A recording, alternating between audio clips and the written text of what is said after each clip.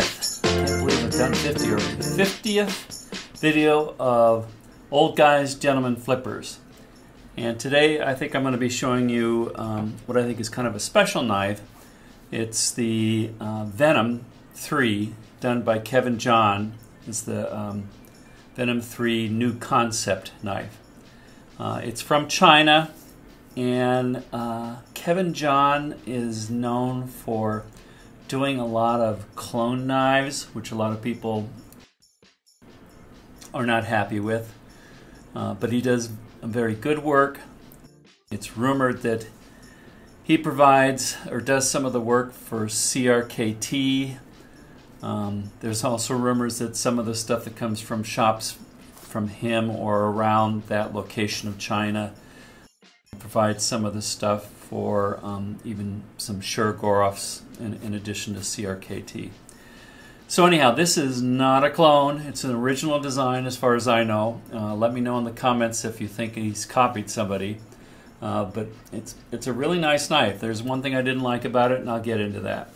So it came in a really nice case with a nice sewn-on label to it. For some reason, a lot of the stuff that comes from China, they come in these, you know, almost like greasy kind of bags, but they look greasy anyhow. So this is the knife, and it's got some really nice looks to it. This is one of those knives where you can spend a lot of time looking at it and seeing, you know, all the cool stuff that this design guy and these machinists put into this knife. It's a single roll bearing, 2 bearings. It has unique proprietary design screws, which normally I don't like. Like for instance, I have a clone of one of the Shurgorovs that has a duck's foot in there, and the duck foot does not have a good grip to it, but these do. In fact, it comes with a little tool with the large and the small triangles for fitting in here, but it's a very sure fit. There was no popping in and out, so I really kind of like that. One thing that was interesting with this is I had actually ordered one that had kind of a dark greenish metallic kind of stonewash look. And they called up and said that they only had this model, which I thought was just going to be the acid stonewash black. I think that's what that is. No, it's not acid, it's anodized stonewashing. No, it looks more like acid wash to me. That's one of the downsides of this knife, is there's not a lot of good documentation that goes with it. You get most of the stuff from DHgate or AliExpress. But it's 8.9 inches in total length. It's a 3.9 inch blade. The handle length is excuse me, I'm giving you millimeters here. Handle length is 5 inches. Blade thickness is 0.16 inches.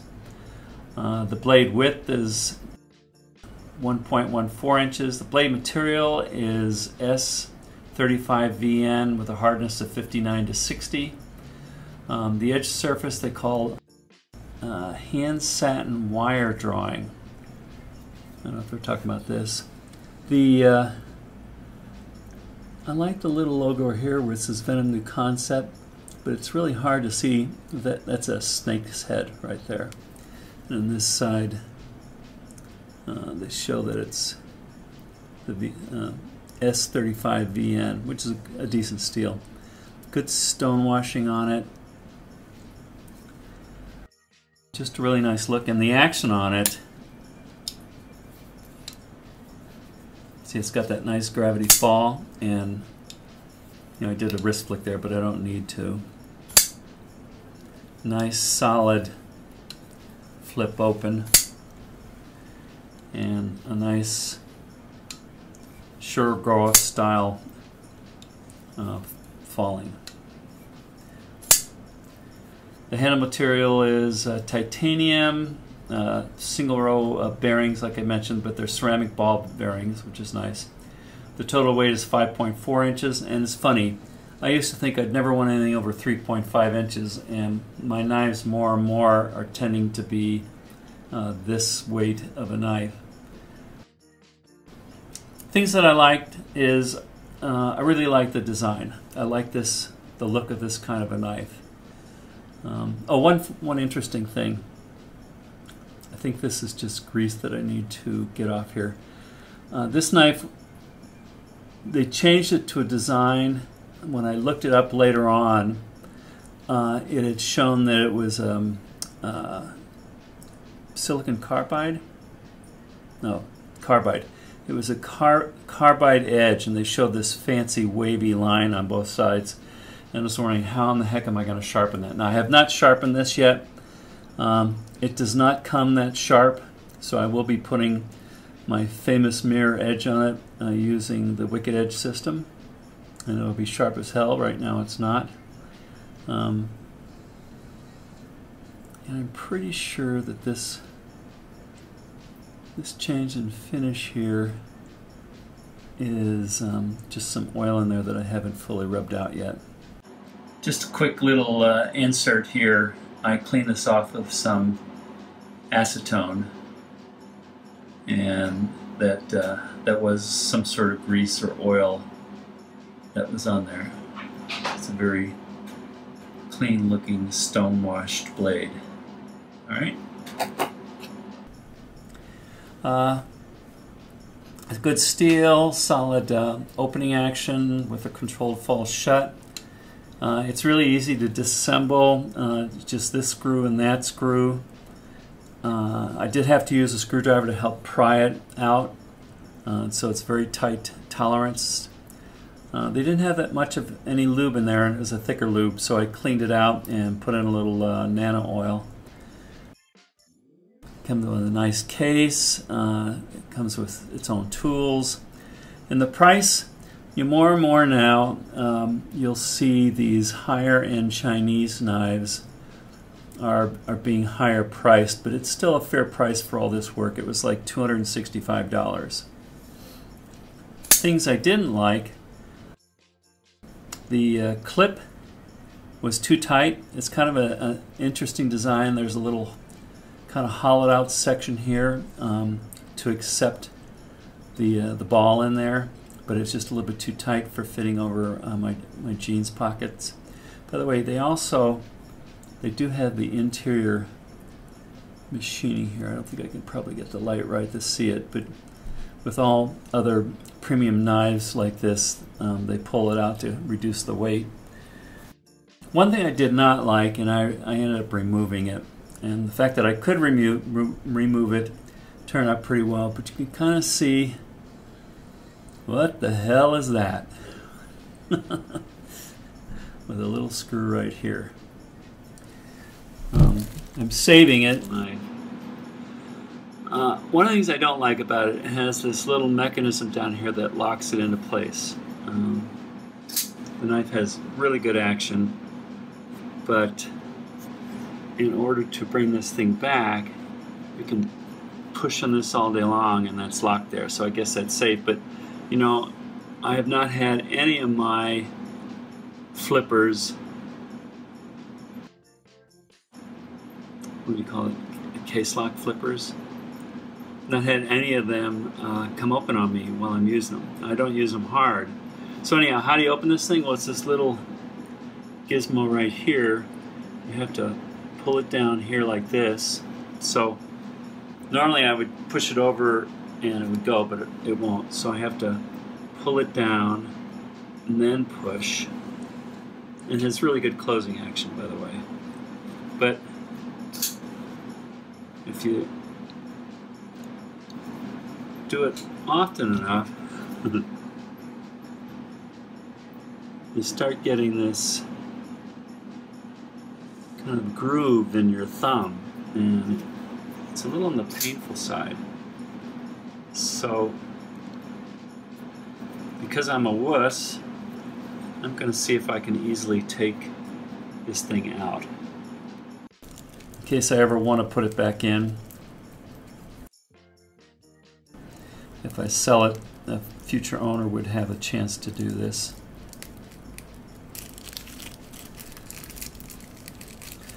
First of all, here's a better look at the tool. So the way I use this is I had a nail that fit through there perfectly, and was able to use that for all the stuff I need here. It's very easy. Just as easy or easier than using torque screws with torque drivers. I'm guessing I don't need this anymore. I'll tell you what, without taking it out of the bag. This was in here with this little spring. This edge up here sat right here, and it's a lock. So if you had this bladed out and you want to bring it in, and if you just push this out, the lock bar would not go out unless you pulled back on that little wheel, and that would unlock the bar, and then you could get it out. The problem I was having is the combination. This thing is kind of spiky, and you have to put a fair amount of pressure on it to pull it back. First to press down to pull it back, and then more pressure to push it out. And I was getting, I mean, even with any lock bar, you end up getting a little bit of a crease in your thumb. But I was getting these dimples in there, painful dimples. And frankly, the way I use knives, I've never ever had a problem with one of these closing while I was in an open and locked position. So maybe this designer envisions this being used some way where you might squeeze this hard enough that you would release this, but it's a pretty stiff.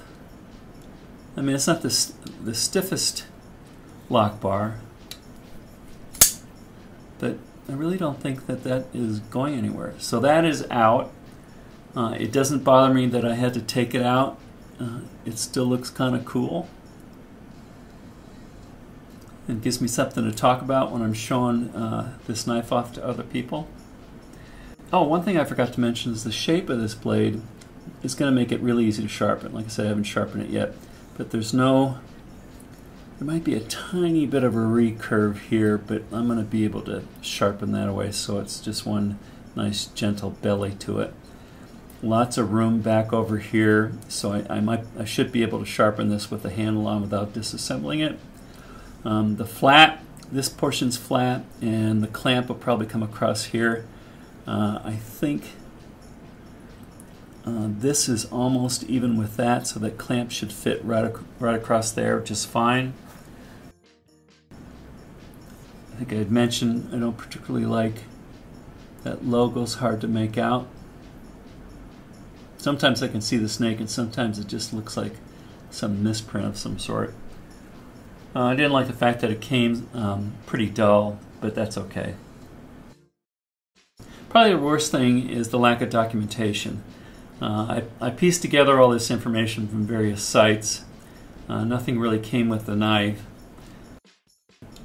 And it's probably because this guy comes from the world of inexpensive clone knives, but this is a quality knife. All right, how about some comparisons in size? The Shirogorov Neon. So it's definitely a larger, both in handle, overall length, and blade. This should be something a little bit closer. And it looks to me like the blade is almost the same, maybe slightly longer, and the handle is almost, they're pretty much close together. And this is the Kaiser Rivercat Tomcat, I think.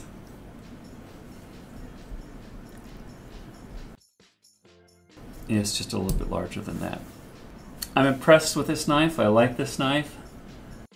The things I don't like, I've gotten around, and I'm going to be keeping this for a while. So I hope this video had some value for you, and until next time, goodbye.